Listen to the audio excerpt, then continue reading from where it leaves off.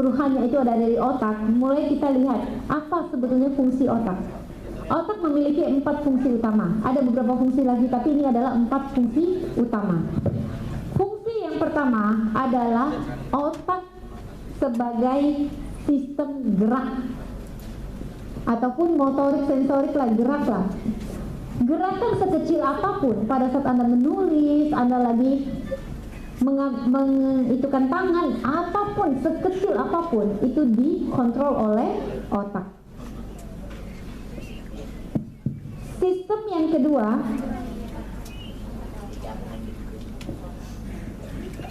sebelumnya, oke, ini fungsi. Sistem yang kedua adalah sistem hormon. Seluruh hormon di tubuh Anda itu dikontrol dan diatur sepenuhnya oleh otak Anda. Itu nanti ada lebih khusus kepada sistem endokrin, tapi keseluruhan hormon di tubuh Anda, kontrolnya itu juga di otak.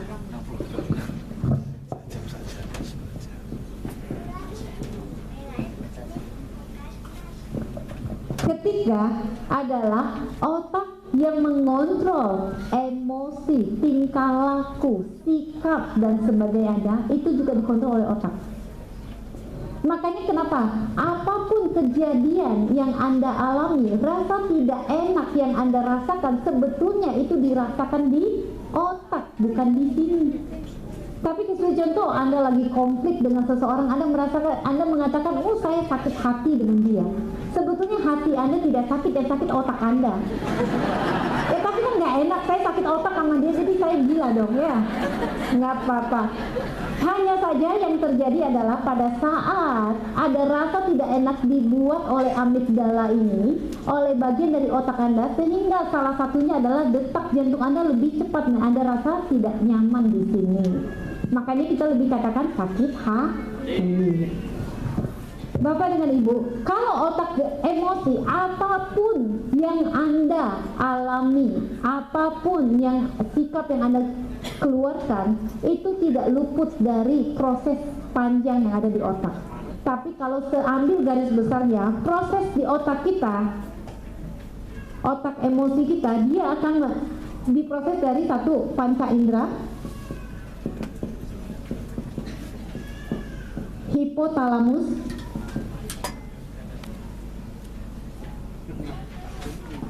hipokampus, dan terakhir adalah amigdala. Apapun sikap perasaan yang Anda alami, itu adalah proses yang kurang lebih terjadi seperti ini. Dan ingat, sistem otak ini disebut sebagai sistem otak primitif. Ini yang menyamakan antara manusia dengan hewan. Kenapa? Karena hewan juga memiliki sistem otak primitif. Dan sistem otak primitif ini yang melahirkan naluri lah, intuisi lah, insting lah, perasaan lah, sedih lah, senang lah, ketawa lah, dan sebagainya. Itu semua dikontrol di sini. Pada saat Anda merasakan sesuatu yang terpacu di panca indera, maka informasi ini akan dikirim ke hipotalamus sebagai tempat penadah. Hipotalamus kemudian akan mengirimkan, mengkonfirmasi apakah informasi tersebut betul atau tidak kepada hipokampus. Setelah dikonfirmasi oleh hipokampus, baru hipokampus akan kirim pesan kepada amigdala, dan amigdala yang mengontrol emosi kita. Amigdala mengatakan, oh kamu harus senang, nah kita ketawa. Oh kamu harus sedih, kita nangis. Oh kamu harus merasa khawatir ya, kita khawatir. Apapun perasaan internal itu dikontrol di sini. Satu kelemahan wanita. Kita kembali kepada wanita ya. Satu kelemahan wanita. Wanita dalam banyak hal itu sering sekali tidak mengikuti proses yang seharusnya ada, tapi suka jalan pintas. Wanita kan mau cepat selesai kan, jadi jalan pintas. Wanita sering sekali dari sini langsung ke sini. Mau kasih contoh? Contoh, ibunya Anda telepon suami Anda, sudah 10 kali telepon tidak diangkat. Apa yang terjadi? Sudah mulai kan, amigdalanya sudah mengatur Anda, sehingga Anda sudah berpikiran yang tidak-tidak. Sampai akhirnya telepon ke-11 Anda berhasil sambung dengan suami Anda. Semprotan pertama yang keluar dalam sudah ibaratnya semprotan naga gitu kan. Kamu kemana saja sih? Saya telepon berapa kali, kenapa gak diangkat? Padahal, oh sering ya Pak ya. Ternyata Bapak juga punya curahan hati ya. Saya maklum. Ya, itulah yang terjadi. Padahal kalau kita contoh nih ya, kalau kita memberikan waktu sejenak di dalam tubuh kita untuk evaluasi namanya, yang kita sebut sebagai evaluasi ataupun analisa. Pada saat itulah sebetulnya kita membiarkan informasi ini masuk dulu ke sini dari ke sini. Oh, kita pikir, oh ini hari Rabu, ini waktunya ada meeting group di Melilia. Oh, mungkin waktu meeting group tidak boleh angkat telepon, makanya telepon tidak diangkat. Makanya kalau yang ke-11 kali telepon nyambung pun kita juga bicaranya lembut, tidak disemprot langsung, ya kan? Makanya suami ngeri juga terima telepon kalau udah miss call lebih dari 10 kali, ngeri dia angkat telepon. Wah. Dia bilang ya, mau kena semprot sekarang atau semprotan di rumah ya. Mana lebih baik dia juga tidak tahu ya. Oke. Ada juga satu hal yang simpel lah, yang paling sering terjadi adalah pada saat memori kita, bukan memori mengingat. Pernah tidak Anda bertemu dengan seseorang, baru kenalan Anda merasa tidak sreg dengan dia, tidak suka lah istilahnya. Saya nggak suka dengan dia. Ditanya kenapa? Nggak tahu, nggak jodoh mungkin. Wah, ya kan? Tolong ya, ini nggak ada hubungannya dengan jodoh. Yang ada adalah apa yang terjadi dengan hipokampus ada. Hipokampus adalah gudang memori, bukan pengingat ya, memori tertentu yang tanpa sengaja tersimpan di sana. Contoh ya, Anda waktu kuliah ataupun waktu sekolah Anda pernah ribut dengan teman Anda, jadi musuhan ceritanya. Nah kebetulan teman Anda itu punya ciri khas, rambutnya keriting, kulitnya tahu kematangan, pendek dan sebagainya. Sehingga oleh rasa tidak suka itu, kadang-kadang hipokampus Anda merekam semua yang keriting, gelap. Nah, contoh, itu adalah bukan teman. Contohlah seperti itu. Sehingga pada saat Anda kenalan berpuluh-puluh tahun kemudian, Anda kenalan dengan seseorang, Anda rasa tidak suka, coba Anda lihat apakah ada ciri khas dari dia yang mengingatkan Anda dengan seseorang. Padahal sebetulnya dia tidak ada dosa apa-apa, dosa dia cuma keriting aja. Ya kan?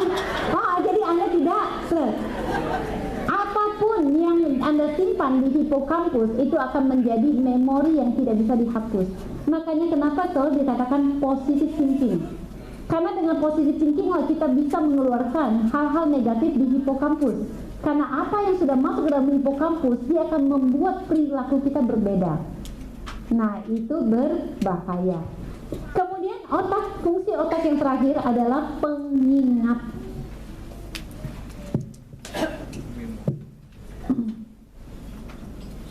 Otak manusia bukanlah satu bagian keseluruhan yang fungsinya mengingat secara tidak teratur, tidak. Di dalam otak manusia, anggaplah ini adalah kepala ya. Di sini ada coupling. Setiap dari coupling itu punya bagian-bagian ataupun tugas untuk mengingat sesuatu. Seperti contoh saja ya. Di sini kita ada namanya, salah satu bagian pengingat namanya korteks somatosensorik. Contoh sajalah.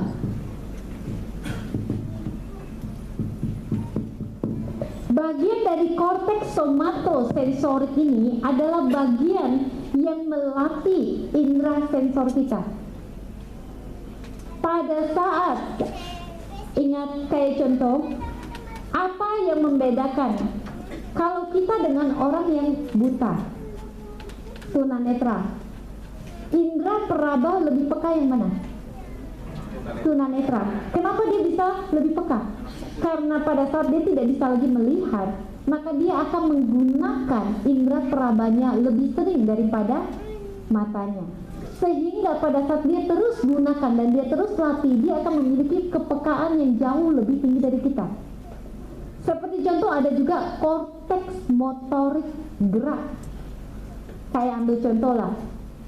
Sini ada yang suka main olahraga apa?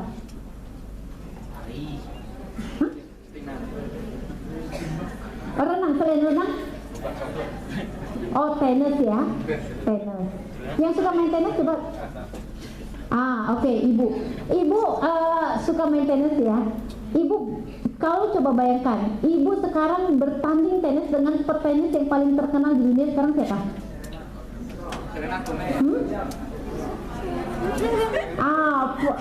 Sharapova itu ya. Nah, kalau ibu bertanding dengan Sharapova itu, ibu menang atau tidak? Belum dicoba ya. Mungkin ibu yang menang ya. Mungkin. Sama. Kenapa, apa yang membedakan Sharapova dengan kita? Contoh. Karena dalam satu hari dia bisa berlatih 8-12 jam.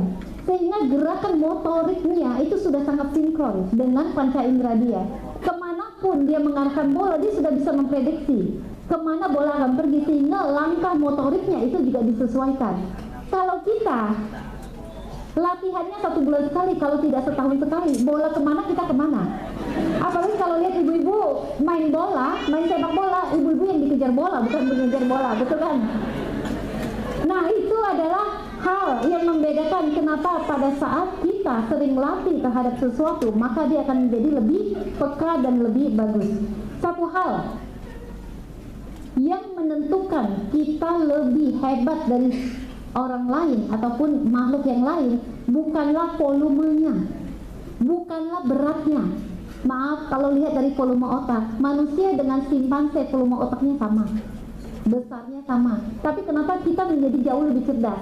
Karena tergantung daripada setrumannya, sinapsisnya. Semakin kita sering pakai, maka akan sering terjadi sinapsis di sana.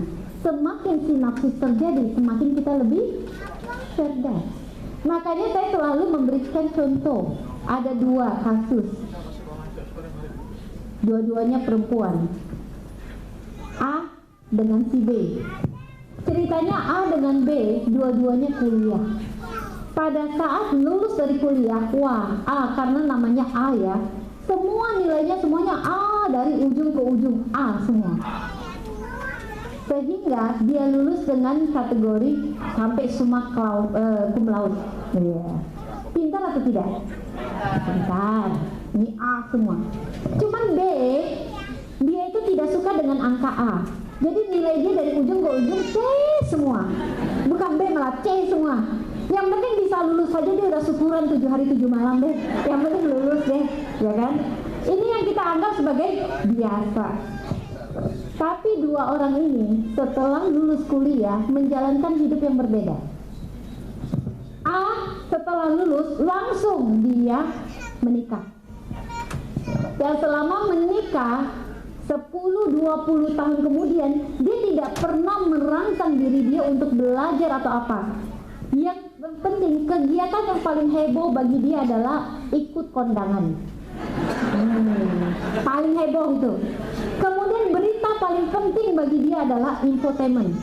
Artis siapa yang lagi berantem dengan ini, lagi cerai atau apa begitu kan. Sehingga dia tidak melatih sinapsis dia. Beda dengan B. Si B setelah lulus dia langsung bekerja. Sampai waktu dia sudah menikah pun dia tetap bekerja selama 20 tahun. Suatu hari pada saat reuni mereka bertemu. Yang lebih cerdas siapa?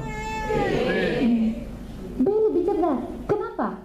Karena B berada di situasi kerja yang setiap hari memaksa dia terus berpikir tentang solusi, analisa, kemudian kreativitas dan sebagainya.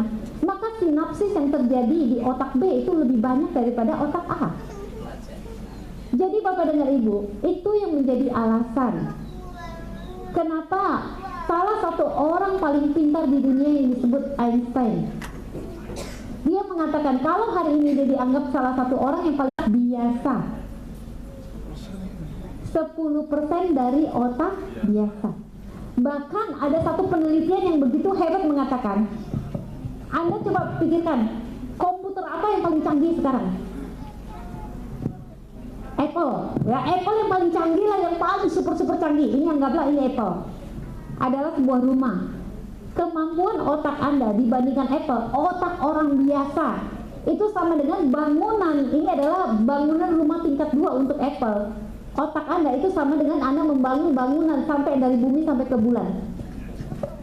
Jadi otak kita itu punya kemampuan ratusan miliar kali lebih hebat dari komputer paling canggih di dunia. Tapi kenapa tidak semua bisa menghasilkan hasil yang sama? Karena kita tidak latih. Semakin kita latih, semakin dia akan tinggi.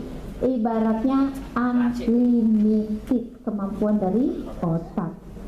Bapak dengar Ibu, ada satu fakta yang sebagai satu ini aja tambahan buat kita.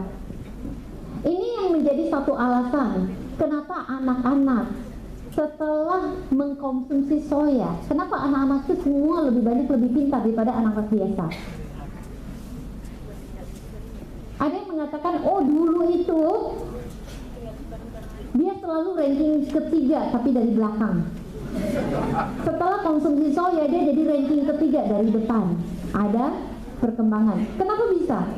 Karena di dalam soya ada satu kandungan namanya lecithin. Dan lecithin itu mempercepat terjadinya sinapsis di otak anak tersebut. Sehingga daya tangkap, daya cerna anak tersebut lebih tinggi, sehingga anak tersebut lebih suka belajar, lebih bisa konsentrasi. Nah, ini sekilas tentang